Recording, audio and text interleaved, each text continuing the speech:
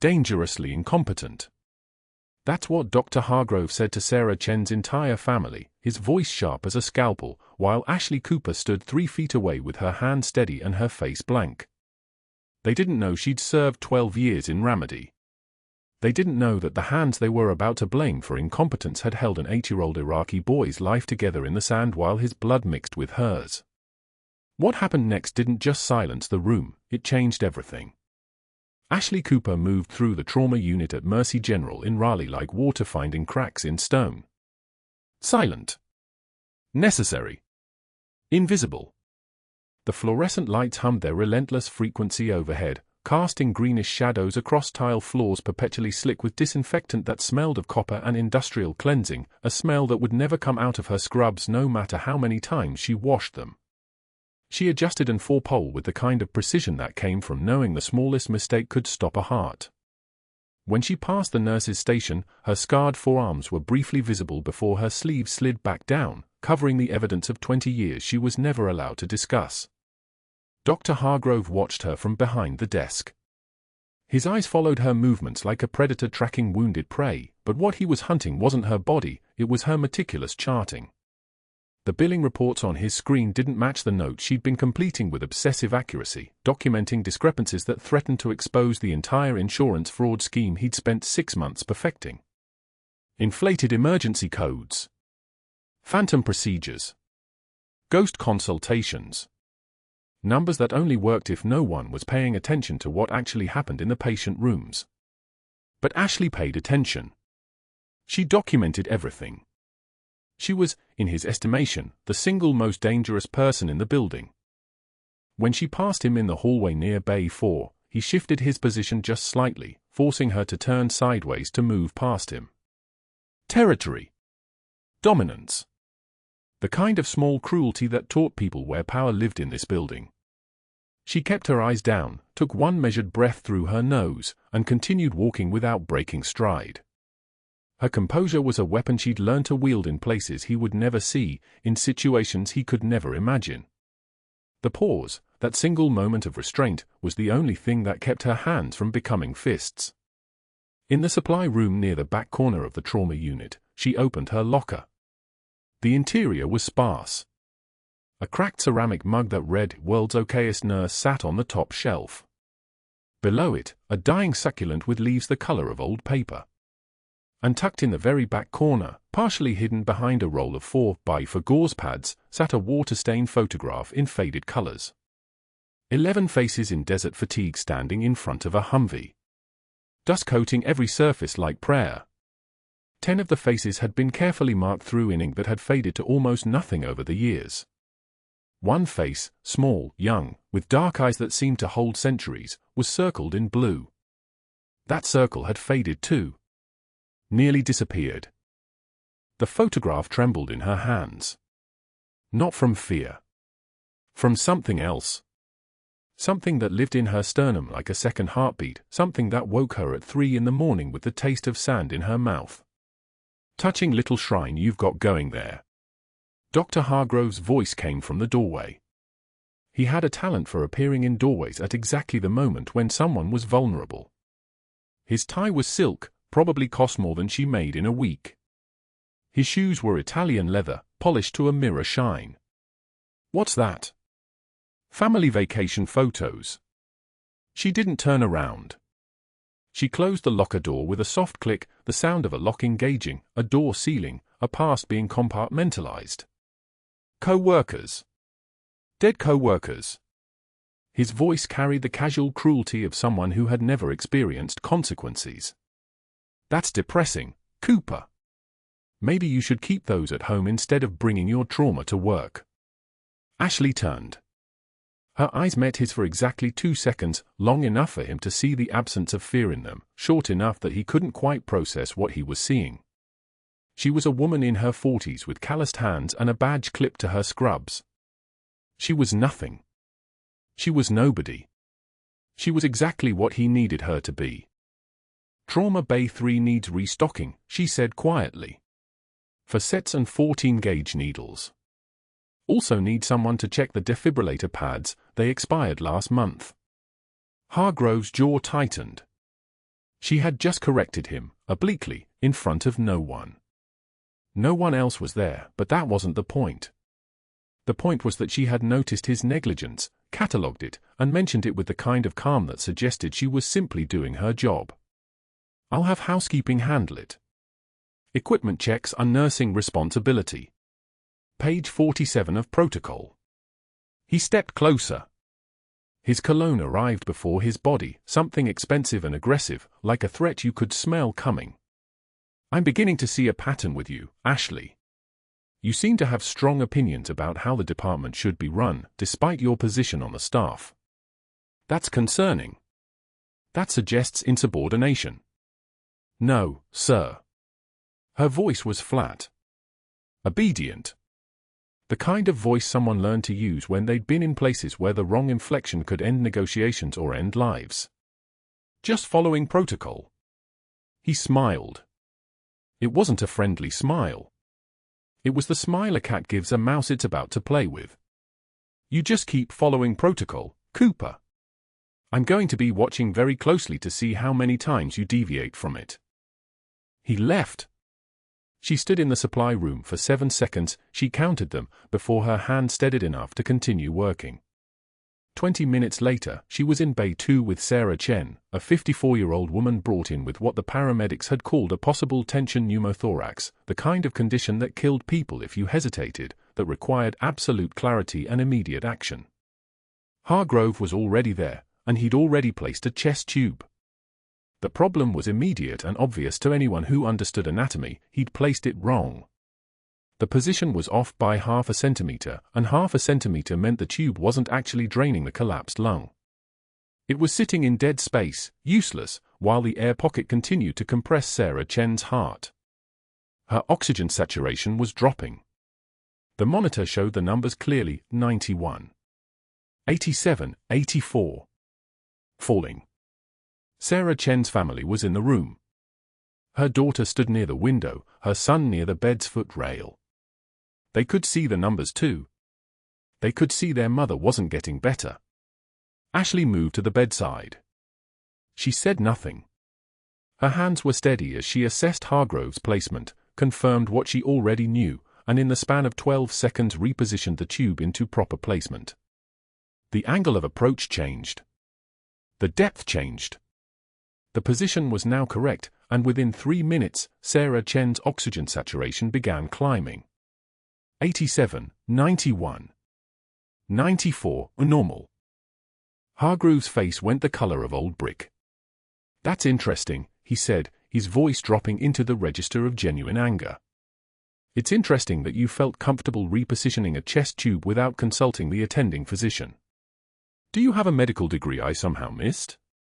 Do you have surgical training that qualifies you to alter my procedures? The placement was compromising oxygen delivery. Ashley kept her voice level. Professional. Saturation was declining. The saturation was declining because the patient's trauma was severe. The tube was placed correctly. What you just did was dangerously incompetent. You just compromised the integrity of my work in front of the patient's family because you think you know more than someone who spent 11 years in medical school and residency training. Sarah Chen's daughter moved closer. But the oxygen, the numbers, they're better now. Look at the monitor.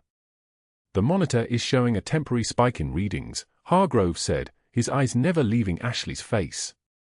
This nurse just performed an unauthorized procedure on my patient without consulting me. That's a direct violation of protocol. That's the kind of action that gets people killed.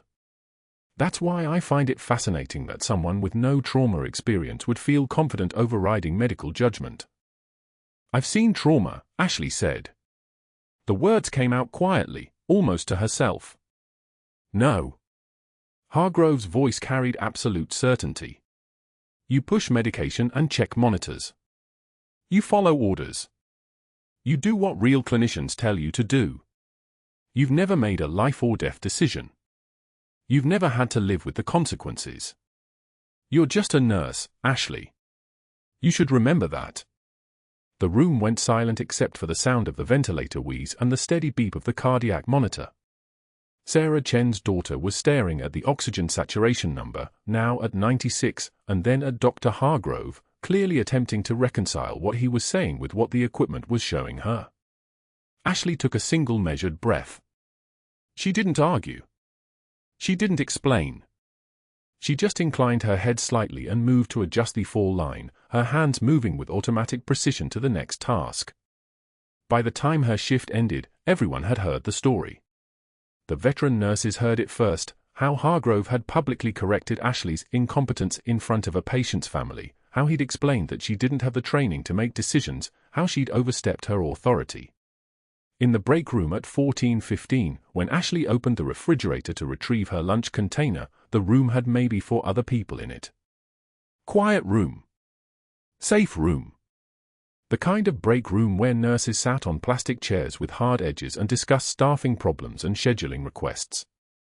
When Ashley sat down at the table with her food, the room changed. Like a chemical reaction. Like a door closing. 3 nurses gathered their lunches in a coordinated motion that suggested they'd practiced it or simply understood the rules without needing to practice.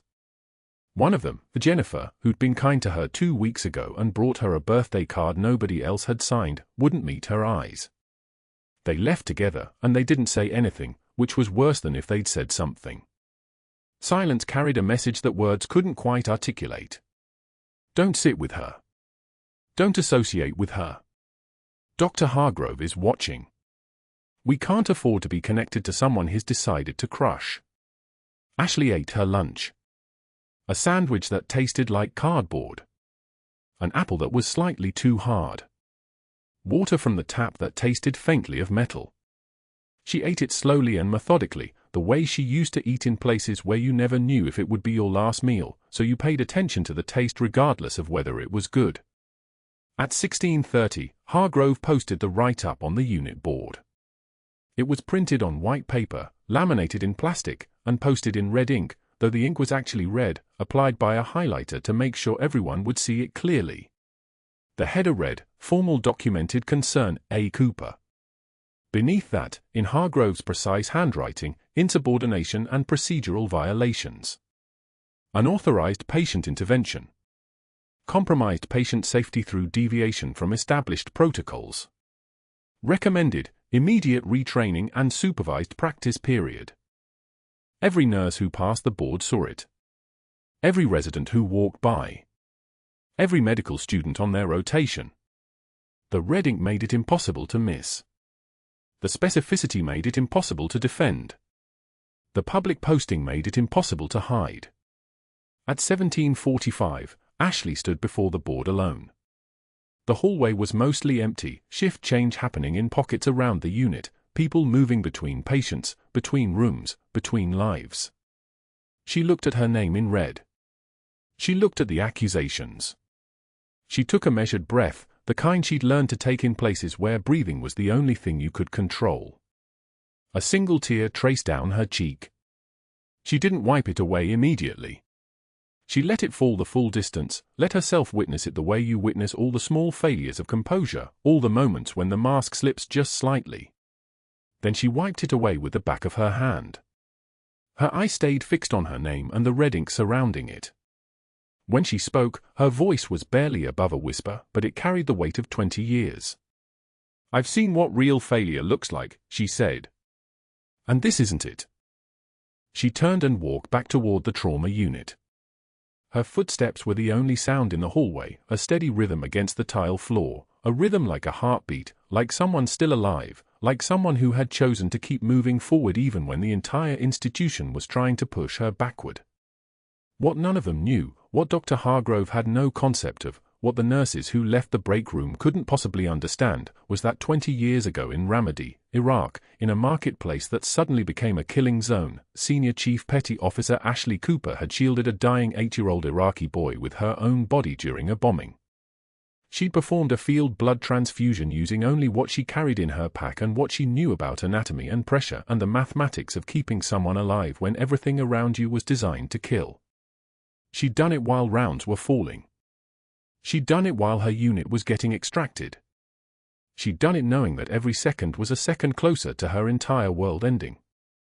And 3 months later, when her Special Forces unit was erased from official records following a classified operation the Pentagon buried so deep that not even Congress knew the full details, when she was ordered to never speak of it again, to never surface that history, to live as though those 12 years and 3 tours had never happened, she hadn't broken.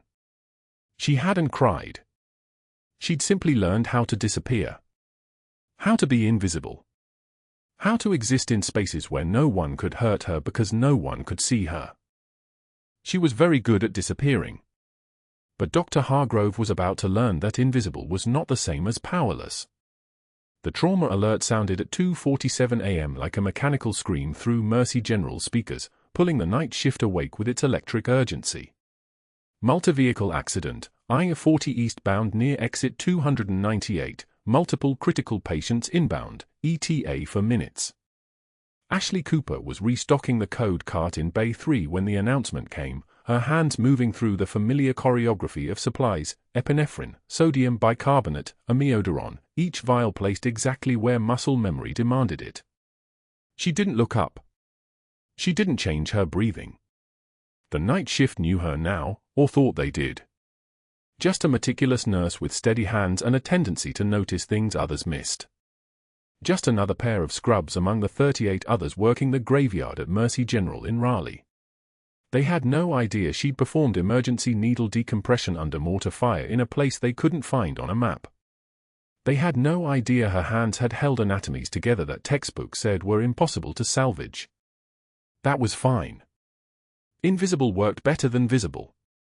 The first ambulance screamed into the bay at 2:51 a.m., and the smell hit first, diesel exhaust mixed with copper and fear, the specific metallic tang of fresh blood cutting through antiseptic. The paramedics moved with practiced precision, their voices clipped and professional. John Doe, approximately 35, ejected from vehicle, GCS-6, tension pneumothorax left side. We've been bagging him for 12 minutes. The stretcher wheel squeaked against tile as they transferred him to the trauma bed, and Ashley could see it immediately, the telltale signs that made her spine straighten. The patient's trachea was deviated sharply to the right. His neck veins distended like ropes beneath his skin. His left chest wall wasn't moving at all, the dressing already soaked through with blood that had nowhere to go. Tension pneumothorax. Air trapped in the pleural space, compressing the lung, pushing against the heart, creating a pressure differential that measured death in minutes, not hours. Dr. Hargrove entered the trauma bay from the opposite side, adjusting his glasses with the casual authority of a man who believed his education was equivalent to competence. He hadn't slept since 4 p.m. the previous day, hadn't stopped moving since the moment he understood that this John Doe patient had witnessed his delay in responding to Ashley's observation in the motorcycle accident case 6 hours earlier. The problem with making mistakes in emergency medicine was that witnesses were everywhere, and witnesses with medical training were worse than useless, they were dangerous. But Hargrove had spent the past 2 hours and 13 minutes activating the network he'd built over 18 years of subtle coercion and strategic reciprocity. He'd called the hospital board chairman at 2 a.m. with a simple statement: "We may have a compliance issue with our nursing staff. I'm documenting everything." The chairman, who owed Hargrove 3 referrals worth approximately $47,000 annually, had responded immediately, "Handle it." By 2:40 a.m., Hargrove had made 5 additional calls. The quality consultant he'd contacted to build a termination case had agreed to visit the hospital by end of day.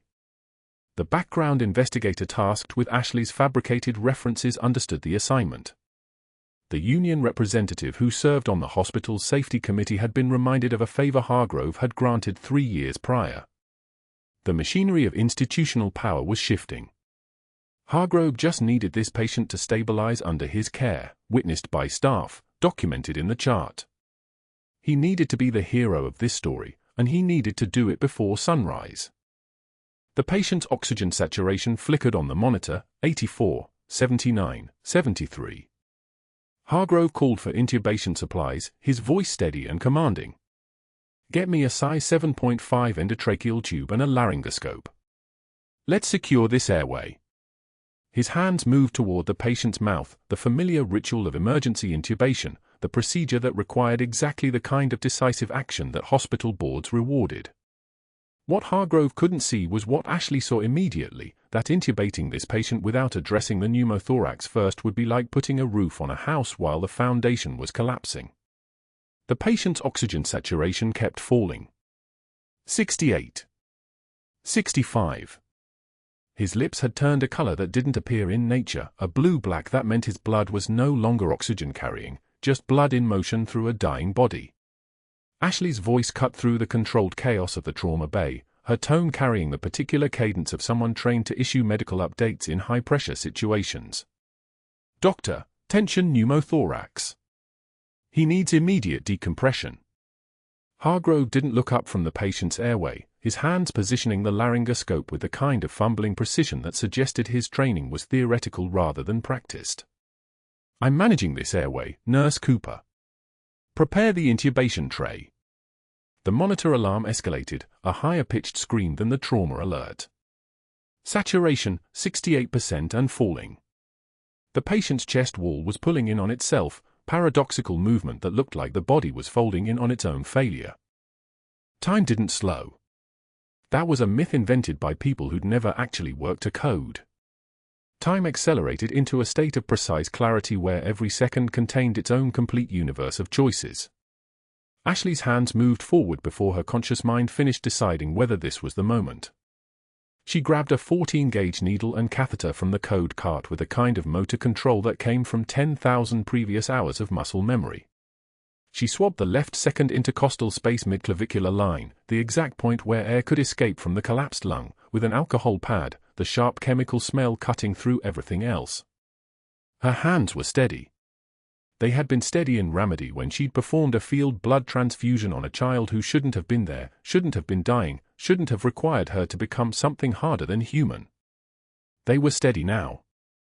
She inserted the needle at a perpendicular angle, feeling the specific resistance of skin giving way to the fascia beneath. The rush of air came next, a sudden hiss that sounded like pressure escaping a sealed chamber, the sound of a lung re-expanding, the sound of a man's body remembering how to survive. The patient's chest wall expanded visibly. His left side rose with air that could finally move, with pressure that finally balanced. The oxygen saturation began climbing in real time, visible on the monitor like a graph of resurrection. 71. 76. 82. 88. The room went completely silent except for the mechanical rhythm of the ventilator and the steady beeping of the monitor returning to something that resembled normal. Dr. Hargrove turned slowly, very slowly, his face a perfect mask of rage barely contained behind professional composure. His eyes moved from the needle in Ashley's hand to the patient's expanding chest to the oxygen saturation numbers that had no right to exist without his intervention. "You just performed a procedure without physician authorization, Nurse Cooper." His voice was quiet. That was worse than shouting. Quiet was what predators used. That procedure was a tension pneumothorax decompression. This patient needed immediate intervention. Ashley met his eyes, and something shifted in her voice, a dropped octave, a loss of the deference she'd maintained for 6 months, the emergence of someone accustomed to making decisions that kept people breathing. "I performed a procedure that saved his life while you were securing an airway that wouldn't have mattered if his heart had stopped." 2 other nurses had witnessed the exchange. The respiratory therapist gave Ashley a nod so slight it could have been a muscular twitch. Hargrove's jaw tightened, a small muscle flexing just below his ear like he was grinding teeth hard enough to crack them. "My office. Tomorrow morning. 7 a.m. He turned back to the patient, adjusting the endotracheal tube with the careful precision of someone performing for an audience, but everyone in the trauma bay understood what had just happened. They understood it in the way the monitor sounded different, the way the patient's color was returning to something human, the way Ashley's hands had known exactly what her training had been designed for. The patient was stabilized and moved to ICU at 3:14 a.m., his vital signs improving with each passing minute, each set of arterial blood gases reading better than the last. Ashley stepped outside the trauma bay into the pre-dawn darkness of the hallway, and her hands finally began to shake. Not from fear.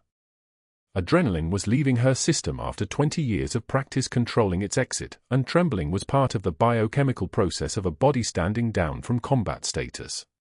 She pressed her left palm against the cold stainless steel of a crash cart and took one measured breath, then another, then a third. Her jacket hung on the coat rack 15 feet away, and beneath the lining, the faded unit patch remained exactly where she'd sewn it 20 years ago. 7 names embroidered in thread that had turned nearly invisible with age. 10 of them did. One of them asleep in an ICU bed upstairs, oxygen flowing into lungs that had stopped moving just for minutes ago. She didn't know yet that this patient would wake. She didn't know that one word would change everything. She didn't know that the man breathing through the endotracheal tube would recognize that faded patch the moment his consciousness returned, and that a single whispered word would summon the machinery of the federal government with the kind of speed that made hospital administrators question every decision they'd ever made. What she knew was that her hands were steady again, and that Dr. Hargrove had watched her save a life he couldn't save. What she knew was that by 4 a.m., he would make 6 more strategic phone calls, building a case that assumed she was the problem. What she knew was that the sun would rise on Raleigh in 3 hours and 17 minutes, and by then, her termination would already be in motion, activated by a man whose career was built on making problems disappear. But that wasn't the worst part. The worst part was that Hargrove had no idea who he was trying to erase. Dr. Hargrove didn't sleep. By 4 a.m., his office lights were still burning, casting thin shadows across the desk where he'd assembled his termination packet like a surgeon arranging instruments. The fluorescent glow made his face look skeletal, gaunt with the kind of exhaustion that comes from knowing you're about to burn someone alive to save yourself. He'd already made 3 phone calls. He was about to make 3 more. The first one went to Gerald Whitmore at 4:17 a.m. Whitmore answered on the third ring, voice thick with sleep, irritated. They had a relationship, the kind built on surgical referrals worth roughly $340,000 annually, the kind that made Gerald very willing to be helpful at any hour. Hargrove's voice came through the receiver like honey, concerned, measured, the voice of a doctor protecting patient safety rather than a man covering fraud. "Gerald, I'm sorry to call so early. We have a liability situation. Nurse Cooper, the one in my trauma unit, she performed an invasive procedure without proper authorization last night. A needle decompression. A patient could have been seriously harmed." He paused, letting that sink in. "I need documentation for a termination recommendation. Can you have legal review this by tomorrow afternoon? I'm scheduling the exit meeting for 5 p.m. Whitmore grunted, the sound of a man being woken to handle problems. "Send me everything. I'll flag it as urgent." The line went dead. The second call came at 4:31 a.m. Hargrove dialed the number from Ashley's employment application, Dr. Patricia Mendez at a clinic in Richmond, listed as a reference from 5 years ago. The facility didn't exist anymore. Neither did the title. Both were phantoms from a cover story so old that even Hargrove didn't know the real truth behind them. He only knew that somewhere in military bureaucracy, someone had created a fake employment history for a woman who'd been ordered to disappear. Dr. Mendez answered on the first ring, as if she'd been expecting him, as if this call was exactly the kind of disruption to her sleep that she'd been trained to handle. Her voice was careful, rehearsed, the voice of someone operating from a script that had been memorized 2 decades ago. "I'm calling about Ashley Cooper," Hargrove said. "She listed you as a reference. I'm seeing some troubling patterns, boundary violations, insubordination. Did you ever notice anything similar during her employment with you?" The pause lasted exactly 3 seconds. A silence so measured it sounded deliberate. "I can neither confirm nor deny knowledge of any employee by that name," Dr. Mendez said, her voice flat as a drained lake. "Please direct all inquiries through our legal department." The line went dead before Hargrove could respond. He sat in the darkness of his office for a full minute, phone in his hand, feeling something shift in his chest like a gear slipping. That response wasn't normal. That wasn't a confusion between 2 people or a simple "I don't remember." That was a prepared statement. That was protocol. That was someone protecting something classified. But he couldn't stop now. The third call went to Dr. Raymond Butcher at 4:53 a.m. Ray picked up immediately, the kind of man who'd built a lucrative consulting career on being available at any hour to rubber stamp whatever conclusions his clients wanted him to reach. He'd been Hargrove's residency director 12 years ago, back when Hargrove still had the hunger to be good at medicine before he discovered that being wealthy was far more satisfying. They still texted occasionally. They still understood each other. "Ray, I need an external review." Hargrove's voice came through with the kind of urgency that made consultants jump. "I've got a nurse in my trauma unit who's a walking liability. She performed procedures outside her scope of practice. I need documentation from someone outside the hospital, someone objective. Can you come down this week?" Butcher's laugh came back like gravel in a dryer. "For my usual rate, I can find quality concerns in a Mayo Clinic brochure. What's the timeline?" "Tomorrow. I'm firing her at 5 p.m. I need your report to justify it before the legal challenge starts. $8,000. 8 hours of chart review, written report, and expert testimony if needed. Done. I'll send you access credentials." By 6:15 a.m., Hargrove had constructed a termination packet that read like a case study in professional incompetence. The write-up from the board was there, the one he'd posted in red ink about insubordination. The unauthorized procedure from the trauma bay was documented, though the note he'd written was vague enough to suggest recklessness while precise enough to withstand scrutiny. He'd added a manufactured complaint from a patient family about rough handling during an 4-start 3 weeks ago, a complaint that didn't exist but would exist once his office manager called the family and reminded them how grateful they should be for the hospital's excellent care. The final document was a formal recommendation to the hospital administration, termination recommended immediately. Pattern of violations. Threat to patient safety. Scope creep. Insubordination. Recommend immediate dismissal and escorted exit. He scheduled the termination meeting for 5 p.m. Late enough that Ashley would work a full shift, interact with patients, feel the weight of a normal day before the doors closed and her life collapsed. Late enough that word would spread through the hospital. "Did you hear? They're firing the nurse from trauma," so that by the time security walked her out, the narrative would already be written. She'd be the incompetent one. The dangerous one. The one who didn't know her place. At 6:45 a.m., as the first light started bleeding through the hospital windows, Ashley clocked in at the nurse's station. She moved through the morning like a ghost, collecting her assignment, checking the unit board, beginning the ritual of a trauma nurse before a shift. Her jacket hung in her locker, that old Navy-issue flight jacket with the faded unit patch sewn deep inside the lining where it couldn't be seen. Her scrubs were wrinkled. Her hands were steady. Dr. Hargrove was already waiting at the station. He'd arrived early specifically to watch her arrive. He stood with his arms crossed, his white coat pristine, his badge clipped to his belt like a weapon. When Ashley glanced up from the assignment board, he smiled at her, not a smile of warmth or recognition, but something else entirely. Something like a wolf showing its teeth before the kill. "Cooper," he said, voice loud enough for 3 nurses to hear. "You'll be meeting with administration at 5 p.m. today. Don't be late." Ashley didn't flinch. She didn't ask why. She simply nodded and turned back to her work, and that refusal to react, that absolute composure in the face of what everyone else could sense was coming, somehow made it worse. It made her look guilty. It made her look cold. It made her look like exactly the kind of person who would perform procedures without authorization and then act like she'd done nothing wrong. The morning stretched across the unit like a living thing. Word traveled through Mercy General the way rumors do in hospitals, fast, distorted, growing teeth with every retelling. By 7 a.m., people knew. By 8 a.m., they were avoiding her. By 9 a.m., the entire trauma unit had rearranged itself into a geography of distance, creating space around her like she'd become radioactive. The same nurses who'd sat with her at lunch last week suddenly had urgent tasks on other floors. The residents who'd asked her questions about procedures were now consulting with anyone but her. Ashley moved through the shift with the kind of precision that looked like indifference.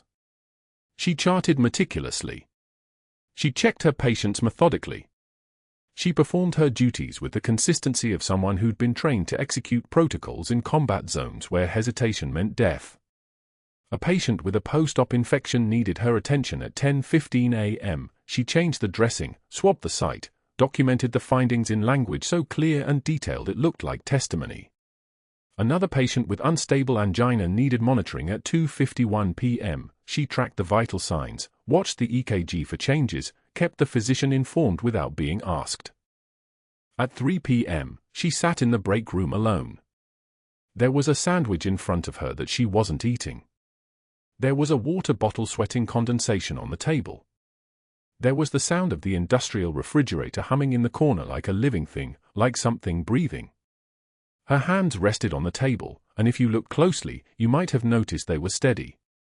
You might have noticed that there was no tremor, no sign of fear, no indication that she was about to lose her job in 2 hours. But that wasn't what mattered. What mattered was that somewhere in the bureaucratic machinery that Dr. Hargrove had set in motion, something had already started to move in the opposite direction.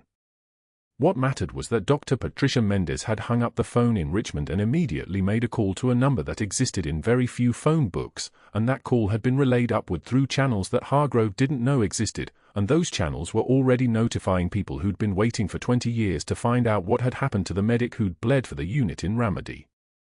But Hargrove didn't know that. All he knew was that by 5 p.m., Ashley Cooper would walk into his office and hear him explain all the ways she'd failed, and she would walk out empty-handed, unemployed, erased, exactly what he'd planned. What he didn't know was that the real erasure was about to begin. Ashley moved through Mercy General's trauma unit at 3 in the afternoon like a ghost haunting her own shift, the fluorescent lights casting her in clinical white that made her feel less like a nurse and more like a hallucination the staff refused to acknowledge. Other nurses scattered when she approached the supply station, suddenly urgent about tasks in distant corners. Nobody made eye contact. Nobody asked how she was holding up. The silence wasn't peaceful. It was the silence of people terrified that proximity to her erasure might trigger Dr. Hargrove's retaliation by association. She'd watched it happen before. Colleagues who defended her lost their preferred schedules, their continuing education approvals, their chances at shift promotions. Fear was a better weapon than anger. At 3:15, charge nurse Patricia approached with a vitals assignment sheet, her voice careful and measured, the kind of precision you used when delivering bad news. ICU bed 7. Routine checks. In and out. Ashley took the clipboard without comment. ICU bed 7 was the John Doe from last night's multi-vehicle trauma. The patient whose collapsed lung she'd recognized before anyone else. The patient she'd saved with a needle decompression that wasn't technically hers to perform, though every cell in her body had known it was the only option between life and a flat line. The walk to the ICU felt longer than 16 months of her employment at Mercy General, as if the hallway itself was conspiring to stretch time and humiliation equally. The patient was awake when she entered, his eyes tracking toward her with the kind of focused intensity that suggested consciousness had arrived with full motor function intact. His oxygen saturation was 94%. His heart rate steady at 83. The chest tube was positioned correctly now, placed by the thoracic surgeon who'd arrived at dawn, draining clear fluid instead of blood. "How are you feeling?" Ashley's voice came out soft, clinical, exactly the tone she'd perfected over 18 years of nursing the broken and holding the dying. She was adjusting his fill rate, noting the hang time on the bag, when the door opened behind her. She didn't turn. She didn't need to. She recognized the weight of Dr. Hargrove's presence the way combat soldiers recognize incoming rounds, as an absolute presence that changed the air pressure in the room. "Nurse Cooper, you're removed from this patient's care." His voice was the voice of someone wielding institutional power like a scalpel. "Reassignment effective immediately." Ashley's hands continued their work without hesitation. One more adjustment. One more notation on the chart. Then she turned slowly, meeting his eyes with the kind of composure that came from having watched people die and survived situations that existed only in classified files. "Doctor, I'm completing routine vitals. The patient is stable. You performed an unauthorized procedure on this patient." Hargrove stepped closer, his voice dropping into a register that carried more menace than any shout ever could. "You're a liability to his continued care. Step away from that bed." The John Doe's eyes had opened fully now. He was watching them. Listening. Understanding that something beyond routine medicine was unfolding in his room. Ashley looked down at the patient, then back at Hargrove. With respect, doctor, this patient is stable because of that procedure. And you'll never perform another one. Hargrove's jaw was tight, controlled fury barely contained behind professional language. My office. Now. The walk down the corridor stretched like an exercise in institutional humiliation carefully orchestrated for maximum impact. Staff members looked away as she passed. The nurse's station conversation died mid-sentence. Someone at the pharmacy counter suddenly became absorbed in their computer screen.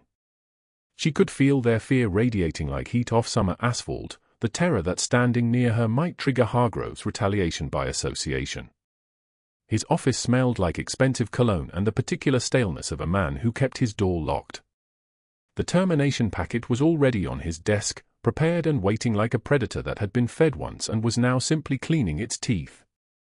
He didn't ask her to sit. The message was intentional. This wouldn't take long enough for that courtesy. Ashley Cooper, your employment at Mercy General is terminated effective immediately. His voice had shifted to the flat professionalism of someone reading from a script he'd memorized. Security will escort you from the building. You have 15 minutes to clear your locker. She stood perfectly still. Her hands were steady. Her breathing controlled. The composure didn't crack because she'd trained it into place over 2 decades, in rooms far worse than this, watching colleagues die, making decisions that no official record would ever acknowledge. May I ask the stated reason? Her voice was precisely level, a question asked in the tone of someone already knowing the answer. Pattern of violations, insubordination, and unauthorized medical procedures that constitute gross negligence. He slid the packet across the desk as if it weighed more than paper. It's all documented. She didn't touch it. Instead, she took one measured breath. One single tear traced down her cheek, not from fear, not from humiliation, but from the sheer weight of erasure happening a second time. She wiped it away with precision, her eyes never leaving his. I've been erased before, Dr. Hargrove. Her voice dropped, carrying the kind of weight that suggested she'd survived things his institutional power could never touch. I'm still standing. He picked up his phone. She heard him tell security that a terminated employee needed escort. 2 guards appeared within 4 minutes, their presence filling the doorway like a final institutional seal on her dismissal. The walk through the unit was choreographed humiliation that Hargrove had orchestrated with careful precision. Past the nurse's station where her former colleagues suddenly found their computer screens fascinating, their fingers moving through motions that suggested urgent work that had somehow materialized the exact moment she walked past. Past the break room where conversation stopped mid-sentence, coffee cups paused halfway to lips, everyone becoming statues the moment she entered their peripheral vision. Past the unit board where her write-up still hung in red ink, her name and alleged failures documented for every arriving staff member to review. At her locker, she removed 3 items with the deliberation of someone performing ceremony. The cracked mug that read "The World's Okayest Nurse" from a Secret Santa exchange 3 years ago. The dying succulent she'd kept on the unit desk, its leaves curling inward like hands giving up. The water-stained photograph of her remedy team, 11 faces arranged in desert sun, 10 of them dead, 1 circled in faded blue ink. She placed these items in a cardboard box salvaged from the recycling bin outside the break room, moving with the calm of someone who had already survived worse than institutional dismissal. The rain started as she exited the building, soaking through her scrubs within 30 seconds, turning the fabric dark and heavy against her skin. At the bus stop 3 blocks away, she sat on a wet metal bench, holding the cardboard box on her lap, watching her breath fog in the cold air that carried the scent of wet asphalt and something chemical, something like the antiseptic smell that had become the oxygen she breathed for 18 years. The photograph was face up in the box. 11 warriors. 10 dead. 1 circled. A small boy with dark eyes and a presence even then that suggested he was meant for command, meant for survival, meant for the kind of impact that couldn't be erased by any institutional machinery. She traced his face with 1 finger, following the curve of his chin, the line of his jaw, remembering the blood transfer that happened in Raleigh when the marketplace bombing collapsed the supply lines and a child was bleeding out and she was the only option between his death and the possibility of his life. She'd used her own blood because there was nothing else. She'd covered him with her body while rounds were still incoming because that was what warriors did. That was what senior chief petty officers did when it came down to the choice between safety and saving a life. Worth it, she whispered to the photograph, to the rain, to the empty bus stop and the indifferent city beyond it. You were worth every scar, kid. The rain continued falling, relentless and cold, soaking the cardboard box until the edges began to soften, threatening to collapse entirely. But that wasn't the worst part. That wasn't what made her feel truly erased for the first time in her life. She'd survived black ops in 3 countries. She'd survived a bureaucratic assassination meant to bury the truth of what her unit had done. She'd survived colleagues dying in her arms and watching commanders lie about operations that never officially happened. But standing under that broken shelter at the bus stop with a dying succulent and a photograph of ghosts, Ashley Cooper finally understood what it meant to disappear, to be stripped of her rank, her identity, her purpose, reduced to a cardboard box and a name on a termination packet that nobody would ever question. The bus arrived at 4:17. She didn't board. She sat motionless, watching the rain hammer the pavement like a rhythm only she could hear. 1 week. 7 days of sitting at home with the television muted, watching the rain pattern itself against the windows of her apartment. Ashley had taken the bus home that evening, her cardboard box settling against her hip like a child she couldn't set down. The succulent was dead by day 3. The photograph of her unit, 11 faces, 10 of them erased from official records, she'd wrapped in the last clean towel she owned and placed in the bottom drawer of her dresser, where darkness could hold what the world had forgotten. Her phone had not rung. No calls from colleagues, no messages of support, no quiet gestures of solidarity. The silence of a hospital staff trained to survive by invisibility. That silence became its own kind of wound. At 6:19 a.m. on day 8, a call came through her landline. Hospital Administrator Margaret Chen's voice was pitched higher than normal, clipped with urgency. "Ashley, I need you back. Now." The John Doe patient, his refusing care from all nursing staff except a pause. Breath-catching. "He's asking for you by name, Ashley. He's refusing antibiotics, refusing catheter placement, refusing everything until you're in his room. He told us." Margaret's voice dropped. "He said, get me the nurse with the honor. Get me Reaper." The line crackled with static. "I don't know what that means. I don't care. Can you come in? Can you come right now?" Ashley had already begun moving before the sentence finished.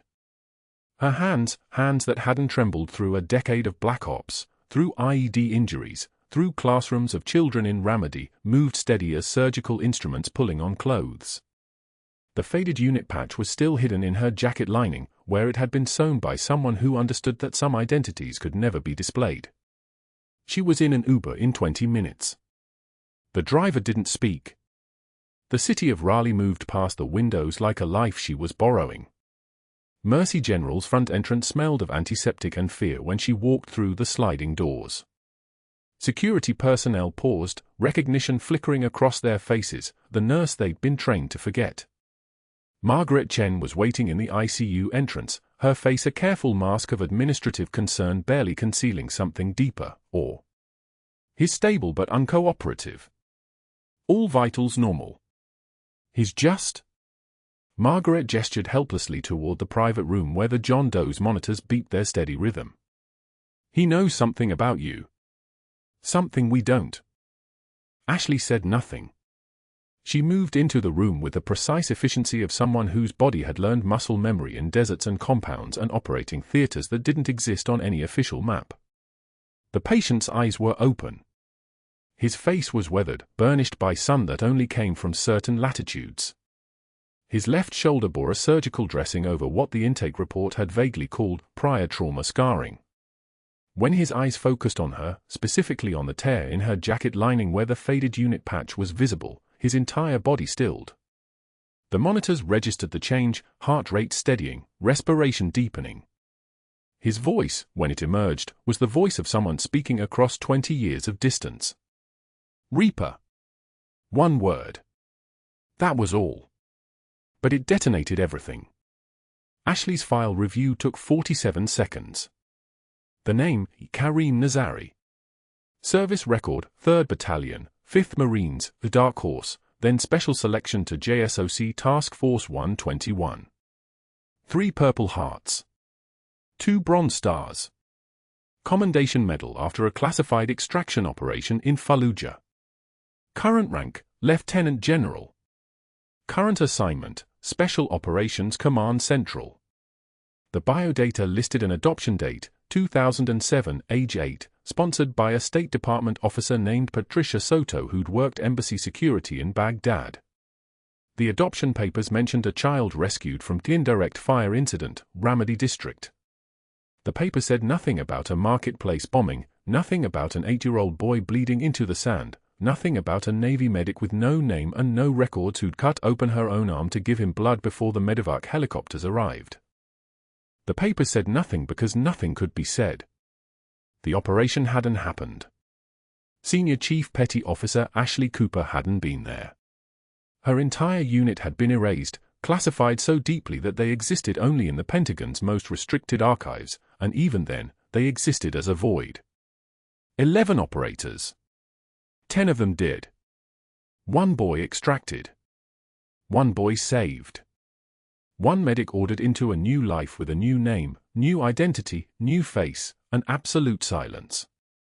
Kareem Nazari, the 8-year-old boy whose blood type she'd matched, whose mother had been killed by the same explosion that wounded him, whose voice she'd heard calling her name as the transport birds lifted him away, was looking at her with recognition that spanned 2 decades and 3 continents. "You came back," he said. 10 words. The maximum.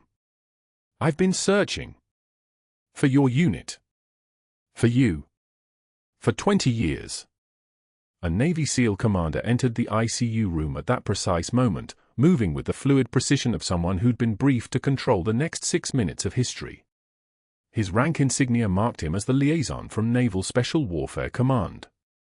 Behind him, 3 additional personnel in federal credentials.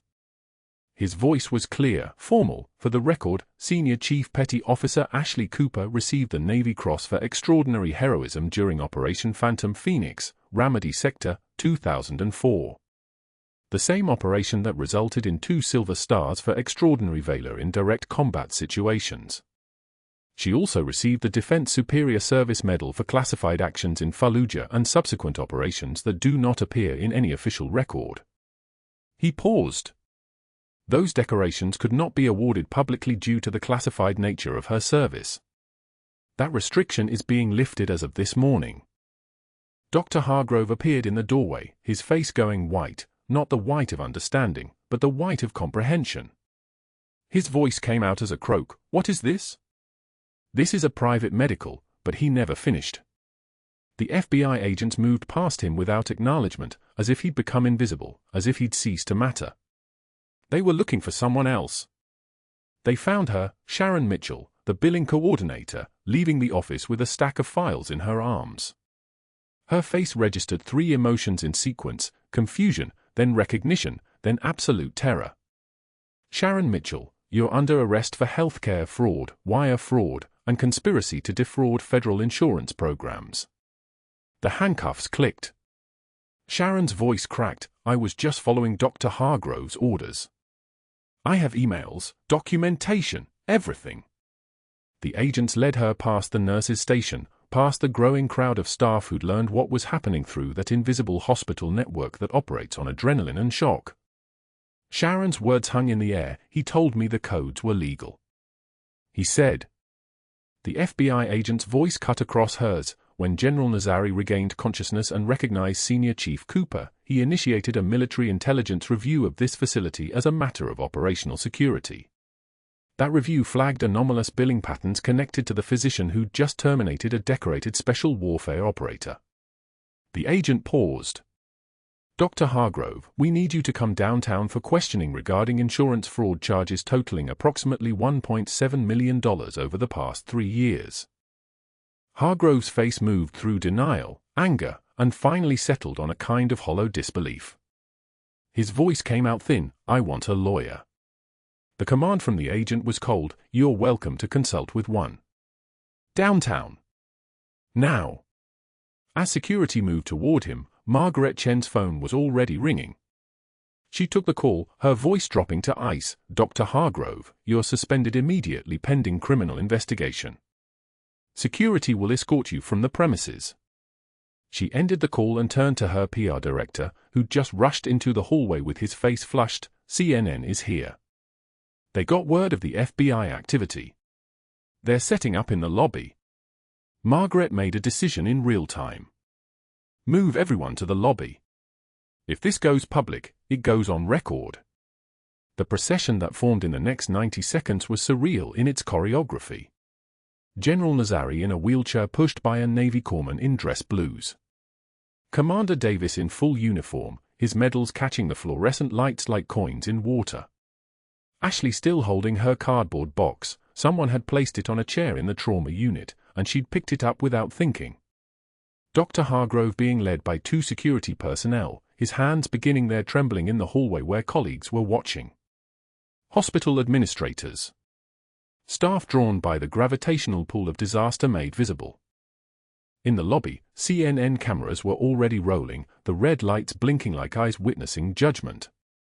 Margaret Chen positioned herself in front of the hospital logo as though she were addressing history itself. Mercy General Hospital announces the immediate termination of Dr. Marcus Hargrove for moral turpitude, criminal conspiracy, and gross violations of medical ethics. We are also announcing the full reinstatement with back pay and formal apology to Senior Chief Petty Officer Ashley Cooper, whose service to this nation and this hospital has been exemplary. Dr. Hargrove's face was broadcast on 3 screens in the lobby simultaneously. The humiliation he'd engineered for Ashley now returned with compound interest. As security moved him toward the exit, past colleagues who wouldn't meet his eyes, his walk had become unsteady. One hand reached out to the wall for balance. His voice, when it came, was barely audible. "This is a mistake. This is a terrible mistake." No one heard him. No one would remember him hearing him. Ashley watched with measured breath, one clear moment of composure, no tears. The cardboard box felt lighter in her hands. 6 months later. The Pentagon's Hall of Heroes rose like a cathedral constructed from the weight of operations that finally, could be spoken aloud.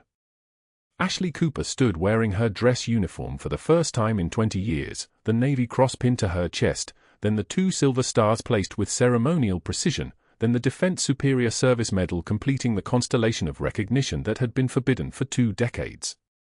Lieutenant General Kareem Nazari stood beside her in full ceremonial dress, his own medals, 3 rows of ribbons representing his parallel journey from refugee to commander, telling the story of a boy who'd survived and become a warrior. The Secretary of Defense read the citations, each word declassifying operations, pulling shadows into light, Phantom Phoenix, the extraction of a civilian child, the actions that had resulted in the death of 10 operators and the severing of all records. 47 members of her extended unit family filled the front rows. Siblings of the 10 who died. Children who would now know their parents' names. 3 surviving operators from related missions. When the final medal was pinned and the secretary's voice finished its reading, General Nazari did something not in the program. He lowered himself to one knee before Senior Chief Cooper, took her hand in his, and touched his forehead to the back of it, the traditional gesture from his first culture, the gesture of a life debt that could never be repaid. Cameras flashed in synchronized thunder. His voice was clear, not breaking. "You were worth every scar, kid." Ashley's voice, when she answered, carried the weight of 2 decades, "So were you." 6 months after that, in a community college classroom in Durham, Dr. Marcus Hargrove stood before 18 board students, demonstrating chest compressions on a plastic dummy. His voice was monotone, 30 compressions, then 2 breaths. "Repeat." A student in the back row checked his phone. The clock on the wall showed 6:41 p.m. He had 3 more hours of teaching tonight, earning $19 an hour, his medical license suspended indefinitely pending the fraud trial's outcome. No one would remember his name. No one was watching. He was finally, completely, insignificant. Meanwhile, at Mercy General, Ashley Cooper stood in a new office, Director of Trauma Services, training the next generation. 3 items sat on her desk: a healthy succulent, the cracked mug now gilded in actual gold leaf by General Nazari's personal order, and the official photograph of 11 warriors, finally acknowledged. She was teaching a skills lab, demonstrating needle decompression to a class of nursing students, her voice steady and commanding. This procedure will save a life if you trust your training. Your hands know what to do. You just have to be brave enough to act. She looked directly at her students, and the faded unit patch on her shoulder, the death's head insignia, was finally visible, finally honored. Sometimes the bravest warriors carry stethoscopes, not guns. And sometimes the quietest person in the room is holding it all together. If you found this story as powerful as I did, please subscribe to this channel and hit the notification bell so you never miss another incredible true story of courage, honor, and the heroes we walk past every single day. Like this video, share it with someone who needs to remember that heroism doesn't always wear a uniform, and comment below, have you ever been underestimated by someone who didn't know your real strength? Let me know your story. We'll see you in the next one.